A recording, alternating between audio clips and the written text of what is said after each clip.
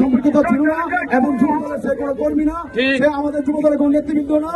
আমি সারা বাংলাদেশের যে পত্রিকা নিউজ করেছে তাদেরকে চ্যালেঞ্জ করতে চাই, যদি কোথাও তাকে যুবদল দাবি করতে পারে, কোনো প্রমাণ দিতে পারে, আমরা স্বেচ্ছায় যুবদল থেকে পদত্যাগ করে দেব।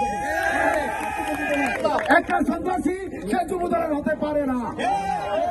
সম্মানিত পুলিশ ভাইদেরকে বলছি, প্রশাসন ভাইদেরকে, যে ভুয়া মিথ্যা মামলা দিচ্ছেন সাবেক ছাত্র নেতা, সাবেক যুবদল ঢাকা মহানগর দক্ষিণের সদস্য কাঁচা দুজন রতন ভাইকে যে মিথ্যা মামলা পাঠানো হচ্ছে, অতি শীঘ্র তার মামলা প্রত্যাহার চাই এবং এলআইসি অতি শীঘ্র গ্রেফতার করে তাদেরকে আইনানুগ ব্যবস্থা নিচ্ছেন।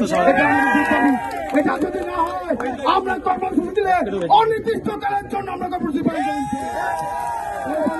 আজকের সকল এলাকাবাসীকে শুভেচ্ছা এবং ব্যক্তিগত আমার ব্যক্তিগত পক্ষ থেকে শুভেচ্ছা জানিয়ে এখানে শেষ করলাম। এবং আমাদের যে অহেদ ভাইকে যে বিবৃতি এবং হয়রানি করতেছে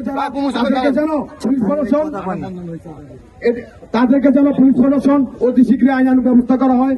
আমরা সন্ত্রাসীদের বিরুদ্ধে, চাঁদাবাজের বিরুদ্ধে, দুর্গোষ্ঠীর বিরুদ্ধে, মাদকের বিরুদ্ধে আজকে যে মানববন্ধন করেছি, আমরা তাহা এলাকাবাসীকে সাথে নিয়ে করেছি।